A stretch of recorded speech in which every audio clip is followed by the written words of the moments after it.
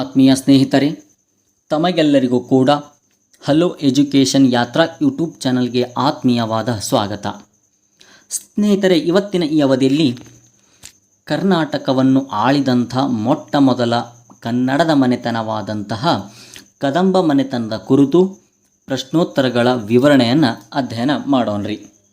ಸ್ನೇಹಿತರೆ, ಪ್ರಶ್ನೆ ಸಂಖ್ಯೆ 1. ಕರ್ನಾಟಕದಲ್ಲಿ ಮೊಟ್ಟ ಮೊದಲ ಸಾಮ್ರಾಜ್ಯವನ್ನು ಕಟ್ಟಿದ ಕೀರ್ತಿ ಸಲ್ಲಬೇಕಾದದ್ದು ಡ್ಯಾಶ್. ಎ. ಹೊಯ್ಸಳರು, ಬಿ. ಬಾದಾಮಿಯ ಚಾಲುಕ್ಯರು, ಸಿ. ಕದಂಬರು, ಡಿ. ರಾಷ್ಟ್ರಕೂಟರು ಅಂತಿದೆ ರೀ. ಇದಕ್ಕೆ ಸರಿಯಾದ ಉತ್ತರ ಏನಪ್ಪ ಅಂತಂದರೆ ಕದಂಬರು. ಸ್ನೇಹಿತರೆ, ಕದಂಬರ ಕುರಿತು ಒಂದಿಷ್ಟು ಅಂಶಗಳನ್ನು ನೋಡ್ತೇವೆ ರೀ. ಕದಂಬರು ಕನ್ನಡದ ಮೊದಲ ಮನೆತನವಾಗಿದೆ. ಈ ಕದಂಬ ಮನೆತನ ಇವರು ಶಾತವಾಹನರ ನಂತರ ವಾಯವ್ಯ ಕರ್ನಾಟಕದಲ್ಲಿ ಏಳಿಗೆಗೆ ಬಂದರು ಅಂಥೇಳಿ ನೋಡ್ತೇವ್ರಿ. ಇನ್ನು ಸ್ಥಾಪಕ ಮಯೂರವರ್ಮ. ಇವರ ರಾಜಧಾನಿ ಬನವಾಸಿ ಉತ್ತರ ಕನ್ನಡ ಜಿಲ್ಲೆಯಲ್ಲಿ ಕಂಡುಬರುತ್ರಿ. ಇನ್ನು ಇವರ ಎರಡನೆಯ ರಾಜಧಾನಿ ಅಂತ ನೋಡ್ತೇವ್ರಿ ಹಲಸಿ. ಸ್ನೇಹಿತರೆ, ಈ ಬನವಾಸಿಯು ವರದಾ ನದಿಯ ಎಡದಂಡೆಯಲ್ಲಿ ಕಂಡುಬರುತ್ರಿ. ಬನವಾಸಿಯಲ್ಲಿ ಕದಂಬ ಉತ್ಸವ ನಡೆಯುತ್ತದೆ. ಈ ಒಂದು ಬನವಾಸಿಯನ್ನು ಮಹಾಭಾರತದಲ್ಲಿ ಏನಂತೇಳಿ ಕರೆದಾರಪ್ಪ ಅಂತಂದ್ರೆ ವನವಾಸಿ ಅಥವಾ ವೈಜಯಂತಿಪುರ ಅಂತೇಳಿ ಕರೆದಾರ್ರಿ. ಇನ್ನು ಟಾಲಮಿಯೇ ತನ್ನ ಜಿಯೋಗ್ರಫಿ ಎಂಬ ಒಂದು ಗ್ರಂಥದಲ್ಲಿ ಈ ಒಂದು ಬನವಾಸಿಯನ್ನು ಬೈಜಾಂಟಿಯನ್ ಎಂದು ಕರೆದಿದ್ದಾನೆ. ಇನ್ನು ಪ್ರಾಚೀನ ಭಾರತದಲ್ಲಿ ಈ ಬನವಾಸಿಯನ್ನು ಕುಂತಳ ದೇಶ ಅಂತೇಳಿ ಕರಿತಿದ್ದರು ಸ್ನೇಹಿತರೆ. ಇನ್ನು ಕದಂಬರ ಲಾಂಛನ ಅಂತ ನೋಡ್ತೇವ್ರಿ ಸಿಂಹ ಮತ್ತು ವಾನರ ಧ್ವಜ.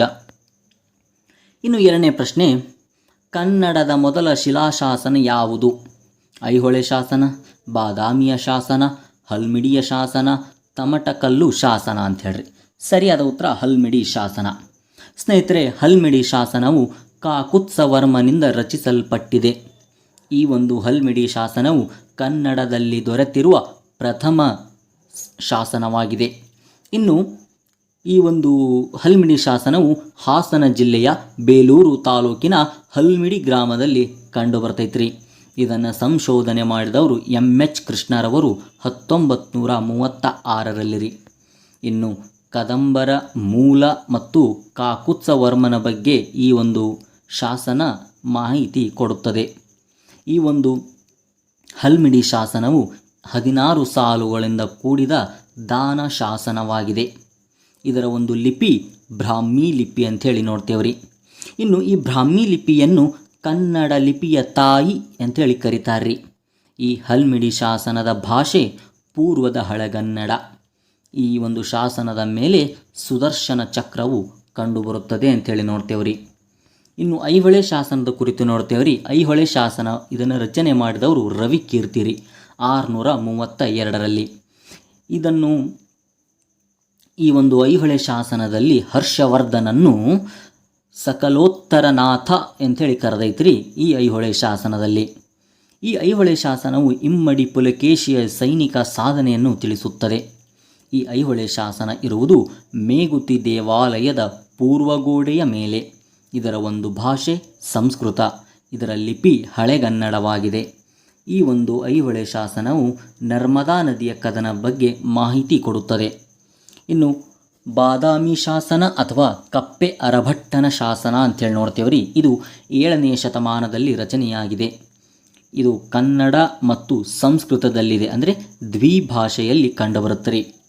ಕರ್ನಾಟಕದ ಅಜ್ಞಾತ ವೀರನ ಬಗ್ಗೆ ವಿವರಿಸುತ್ತದೆ. ಈ ಒಂದು ಬಾದಾಮಿ ಶಾಸನವು ತ್ರಿಪದಿ ಶೈಲಿಯಲ್ಲಿ ಕಂಡುಬರುತ್ತದೆ.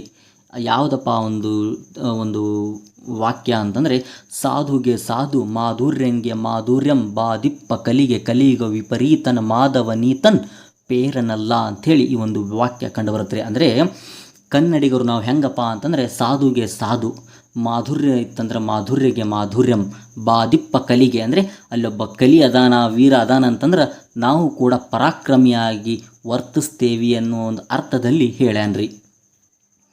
ನೆಕ್ಸ್ಟ್ ನೋಡ್ತೀವ್ರಿ ಸ್ನೇಹಿತರೆ, ತಮಟಕಲ್ಲು ಶಾಸನ ಅಂಥೇಳಿ. ಇದು ಚಿತ್ರದುರ್ಗ ಜಿಲ್ಲೆಯಲ್ಲಿ ಕಂಡುಬರುತ್ರಿ. ಚಿತ್ರದುರ್ಗ ಜಿಲ್ಲೆಯ ತಮಟಕಲ್ಲು ಗ್ರಾಮದಲ್ಲಿ. ಇದರ ಒಂದು ಹಳೆಗನ್ನಡದ ಲಿಪಿಯಲ್ಲಿ ಕಂಡುಬರುತ್ರಿ. ಇದೊಂದು ವೀರಗಲ್ಲು ಶಾಸನವಾಗಿದೆ ಅಂಥೇಳಿ ನೋಡ್ಬೋದು ರೀ. ಇದು ಗುಣಮಧುರಾಂಕನನ್ನು ಕುರಿತು ಬರೆದಿದೆ ಅಥವಾ ಹೊಗಳಿ ಬರೆದಂಥ ಶಾಸನ. ಈ ಗುಣಮಧುರಾಂಕನನ್ನು ಈ ಒಂದು ಈ ಒಂದು ಶಾಸನದಲ್ಲಿ ಏನಂತೇಳಿ ಹೊಗಳ್ಯಾರಪ್ಪ ಅಂತಂದ್ರೆ, ರತ್ನದಂತೆ ತೇಜಸ್ಸುಳ್ಳವನು, ಯುದ್ಧ ಭೂಮಿಯಲ್ಲಿ ರಣ ಉತ್ಸಾಹಿ, ಅನಂತ ಗುಣದವನು ಅಥವಾ ಪುರುಷ ಶ್ರೇಷ್ಠನು ಅಂಥೇಳಿ ಉಲ್ಲೇಖ ಮಾಡಲಾಗಿದೆ ರೀ. ನೆಕ್ಸ್ಟ್ ಪ್ರಶ್ನೆ, ತಾಳಗುಂದದ ಶಾಸನದ ಕರ್ತೃ ಯಾರು? ಎ ರವಿಕೀರ್ತಿ, ಬಿ ಕುಬ್ಜಕವಿ, ಸಿ ಹರಿಸೇನ, ಡಿ ಯಾರೂ ಅಲ್ಲ ಅಂತಿದೆ. ಸರಿಯಾದ ಉತ್ತರ ಕುಬ್ಜಕವಿ ರೀ.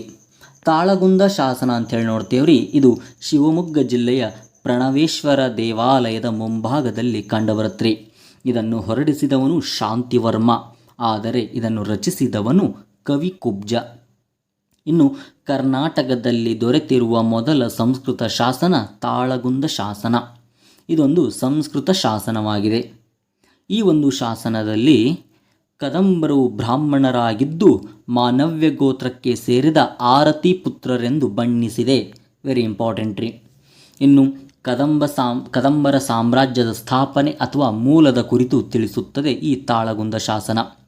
ಈ ತಾಳಗುಂದ ಶಾಸನದಲ್ಲಿ ಕಾಕುತ್ಸವರ್ಮನನ್ನು ಕದಂಬ ಕುಟುಂಬದ ಕುಲಭೂಷಣ, ಕದಂಬರ ಕೀರ್ತಿ ಸೂರ್ಯ, ಕದಂಬರ ಕೀರ್ತಿ ನಾರಾಯಣ, ಕದಂಬರ ಅನರ್ಘ್ಯ ರತ್ನ ಈ ಮುಂತಾದ ಬಿರುದುಗಳಿಂದ ವರ್ಣಿಸಿದೆ ಅಂತ ಹೇಳಿ ನೋಡ್ತೇವ್ರಿ. ನೆಕ್ಸ್ಟ್ ರೀ, ಈ ಕೆಳಗಿನ ಯಾವ ಶಾಸನದಿಂದ ವೀರಶರ್ಮನು ಮಯೂರವರ್ಮನ ಅಜ್ಜನೆಂದು ತಿಳಿದು ಬರುತ್ತದೆ?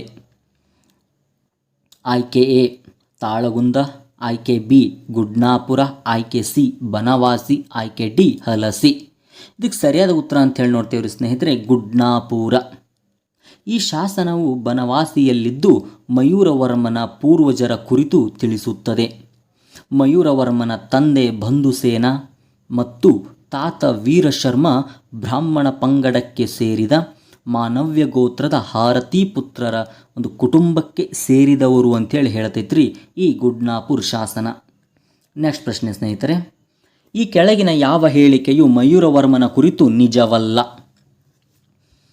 ಆಯ್ಕೆ ಎ ಆತ ಪ್ರಾರಂಭದಲ್ಲಿ ಬ್ರಾಹ್ಮಣನಾಗಿದ್ದು ನಂತರ ಕ್ಷತ್ರಿಯನಾದ. ಬಿ ಆತ ಕಾಂಚೀಪುರಂನಲ್ಲಿ ಒಂದು ಸೈನಿಕ ತರಬೇತಿ ಕೇಂದ್ರದಲ್ಲಿ ತರಬೇತಿ ಪಡೆದನು. ಸಿ ಆತ ತಾಳಗುಂದದ ಸ್ತಂಭ ಶಾಸನ ಕೆತ್ತಿಸಿದ. ಡಿ ಕರ್ನಾಟಕದ ಕರಾವಳಿಯಲ್ಲಿ ಬ್ರಾಹ್ಮಣರು ನೆಲೆಸಲು ಆತ ಕಾರಣನಾದ. ಇದಕ್ಕೆ ಸರಿಯಾದ ಉತ್ತರ ಏನಪ್ಪ ಅಂತಂದರೆ, ಆತ ತಾಳಗುಂದದ ಸ್ತಂಭ ಶಾಸನ ಕೆತ್ತಿಸಿದ. ಇದು ಮಯೂರವರ್ಮನ ಕುರಿತು ಹೇಳಬಹುದಂತ ಹೇಳಿಕೆ ಅಲ್ರಿ. ಮಯೂರವರ್ಮ ಈತ ಉನ್ನತ ಶಿಕ್ಷಣಕ್ಕಾಗಿ ತಾತ ವೀರಶರ್ಮನೊಂದಿಗೆ ಕಂಚಿ ಘಟಿಕಾ ಸ್ಥಾನದಲ್ಲಿ ಶಿಕ್ಷಣ ಪಡೆಯುತ್ತಿದ್ದನ್ರಿ. ಆ ಒಂದು ಸಂದರ್ಭದಲ್ಲಿ ಪಾಲಾರ್ ನದಿಯಲ್ಲಿ ಸ್ನಾನ ಮಾಡುವಂಥ ಸಂದರ್ಭದಲ್ಲಿ ಪಲ್ಲವರ ಸೈನ್ಯ ಏನು ಮಾಡ್ತಪ್ಪ ಅಂತಂದ್ರೆ ಈ ಮಯೂರವರ್ಮನ ಒಂದು ಮಡಿ ವಸ್ತ್ರದ ಮೇಲೆ ಕುದುರೆಗಳನ್ನು ಹಾಯಿಸ್ಕೊಂಡು ಹೋಗ್ತಾರೆ. ಈ ಒಂದು ಸಂದರ್ಭವನ್ನು ಅಥವಾ ಈ ಒಂದು ಸನ್ನಿವೇಶವನ್ನು ಎದುರಿಸಿ ಏನು ಮಾಡ್ತಾನಪ್ಪ ಅಂತಂದ್ರೆ ಶಿವಸ್ಕಂದವರ್ಮನ ಬಳಿ ಹೋಗ್ತಾನ್ರಿ. ಆಗ ಏನು ಮಾಡ್ತಾನಪ್ಪ ಶಿವಸ್ಕಂದವರ್ಮ ಈತನನ್ನು ಅಪಮಾನ ಮಾಡ್ತಾನ್ರಿ. ಇದರಿಂದ ಅವಮಾನ ಒಳಗಾಗಿ ಸಿಟ್ಟಾಗಿ ಮಯೂರವರ್ಮ ಏನು ಮಾಡ್ತಾನಪ್ಪ ಅಂತಂದ್ರೆ ಬ್ರಾಹ್ಮಣತ್ವ ತ್ಯಜಿಸಿ ಕ್ಷತ್ರಿಯ ವೃತ್ತಿಯನ್ನು ಸ್ವೀಕಾರ ಮಾಡ್ತಾನ್ರಿ. ತದನಂತರ ಶ್ರೀಶೈಲ ಪರ್ವತಕ್ಕೆ ಹೋಗಿ ಅಲ್ಲಿನ ಗುಡ್ಡುಗಾಡು ಜನರನ್ನು ಸೇರಿಸಿ ಕೂಟಯುದ್ಧ ತರಬೇತಿಯನ್ನು ನೀಡ್ತಾನ್ರಿ. ಸೊ ಈ ರೀತಿಯಾಗಿ ಮಯೂರ ಶರ್ಮ ಅಂತೇಳಿ ನೋಡ್ತೇವ್ರಿ ಸ್ನೇಹಿತರೆ. ನೆಕ್ಸ್ಟ್ ರೀ, ಕೆಳಗಿನ ಅರಸರನ್ನು ಕಾಲಾನುಕ್ರಮದಲ್ಲಿ ಬರೆಯಿರಿ ಅಂತ ಕೇಳ್ಯಾನ್ರಿ. ಸೊ ಕಾಲಾನುಕ್ರಮದಲ್ಲಿನೇ ಇದೆ ರೀ. ಮಯೂರವರ್ಮ, ತದನಂತರ ಭಗೀರಥ, ತದನಂತರ ಕಾಕುತ್ಸವರ್ಮ, ನಂತರ ಶಾಂತಿವರ್ಮ ರೀ. ಓಕೆ, ನೆಕ್ಸ್ಟ್ ರೀ, ಗೋವಾದಲ್ಲಿರುವ ಕದಂಬ ಶೈಲಿಯ ಅತ್ಯುತ್ತಮ ದೇವಾಲಯ ಯಾವುದು ಅಂತ ಕೇಳ್ಯಾನ್ರಿ. ಎ ಕಲ್ಲೇಶ್ವರ ದೇವಾಲಯ, ಬಿ ದೇವಾಂಗ ಕಮಲ ನಾರಾಯಣ ದೇವಾಲಯ, ಸಿ ರಾಮೇಶ್ವರ ದೇವಾಲಯ, ಡಿ ಮಧುಕೇಶ್ವರ ದೇವಾಲಯ ಅಂಥೇಳ್ರಿ. ಇದಕ್ಕೆ ಸರಿಯಾದ ಉತ್ತರ ಕಲ್ಲೇಶ್ವರ ದೇವಾಲಯ ಅಂಥೇಳಿ ನೋಡ್ತೇವ್ರಿ. ಪ್ರಮುಖ ದೇವಾಲಯಗಳು, ಕದಂಬರ ಪ್ರಮುಖ ದೇವಾಲಯಗಳು ಹಲಸಿ ಜೈನ ಬಸದಿ, ಕಲ್ಲೇಶ್ವರ, ಹಟ್ಟಿಕೇಶ್ವರ, ರಾಮೇಶ್ವರ ದೇವಾಲಯ ರೀ. ಇನ್ನು ತಾಳಗುಂದ ಪ್ರಣವೇಶ್ವರ ದೇವಾಲಯ, ಬನವಾಸಿಯ ಮಧುಕೇಶ್ವರ ದೇವಾಲಯ, ದೊಡ್ಡ ಗದ್ದವಳ್ಳಿಯ ಒಂದು ಲಕ್ಷ್ಮೀ ನಾರಾಯಣ ದೇವಾಲಯ ಅಂತೇಳಿ ನೋಡ್ತೇವ್ರಿ. ನೆಕ್ಸ್ಟ್ ಪ್ರಶ್ನೆ ರೀ, ಈ ಕೆಳಗಿನ ಯಾವ ಭಾಷೆಯು ಕದಂಬರ ಕಾಲದ ಕೋರ್ಟ್ ಲ್ಯಾಂಗ್ವೇಜ್ ಆಗಿತ್ತು ಅಂತೇಳಿ ಕೇಳ್ಯಾನ್ರಿ. ಇದು ಆಪ್ಷನ್ಸ್ ನೋಡ್ತೇವ್ರಿ. ಎ ಕನ್ನಡ ಮತ್ತು ಸಂಸ್ಕೃತ, ಬಿ ಖರೋಷ್ಠಿ ಮತ್ತು ಸಂಸ್ಕೃತ, ಸಿ ಪ್ರಾಕೃತ ಮತ್ತು ಸಂಸ್ಕೃತ, ಡಿ ಆರ್ಮನಿಕ್ ಮತ್ತು ಗ್ರೀಕ್ ಅಂತೇಳಿ ನೋಡ್ತೇವ್ರಿ. ಇದಕ್ಕೆ ಸರಿಯಾದ ಉತ್ತರ ಏನಪ್ಪ ಅಂತಂದರೆ ಪ್ರಾಕೃತ ಮತ್ತು ಸಂಸ್ಕೃತ ಈ ಒಂದು ಕದಂಬರ ಕಾಲದ ಕೋರ್ಟ್ ಲ್ಯಾಂಗ್ವೇಜ್ ಆಗಿತ್ತು ಅಂಥೇಳಿ ನೋಡ್ತೇವ್ರಿ. ನೆಕ್ಸ್ಟ್ ಕೊನೆಯ ಪ್ರಶ್ನೆ, ಮಯೂರವರ್ಮನಿಂದ ಸೋಲಿಸಲ್ಪಟ್ಟ ಪಲ್ಲವರ ದೊರೆ ಅಂಥೇಳಿ ಕೇಳ್ಯಾನ್ರಿ. A ಶಾಂತಿವರ್ಮ, B Shivaskandavarman, C ಕುಮಾರವರ್ಮ, D Krishnavarma ಅಂಥೇಳಿ. ಇದಕ್ಕೆ ಸರಿಯಾದ ಉತ್ತರ ಏನಪ್ಪ ಅಂತಂದ್ರೆ ಶಿವಸ್ಕಂದವರ್ಮ ಅಂಥೇಳ್ರಿ. ಸ್ನೇಹಿತರೆ, ಇವತ್ತಿನ ಅವಧಿಯಲ್ಲಿ ಕದಂಬರ ಕುರಿತಾದಂಥ ಪ್ರಮುಖ ಪ್ರಶ್ನೋತ್ತರಗಳ ಕುರಿತು ಅಧ್ಯಯನ ಮಾಡಿದ್ದೇವ್ರಿ. ಸೊ ಇಲ್ಲಿಗೆ ಈ ಒಂದು ವಿಡಿಯೋ ಮುಗಿಸ್ತಾ ಇದ್ದೀನಿ ಸ್ನೇಹಿತರೆ. ಧನ್ಯವಾದಗಳು.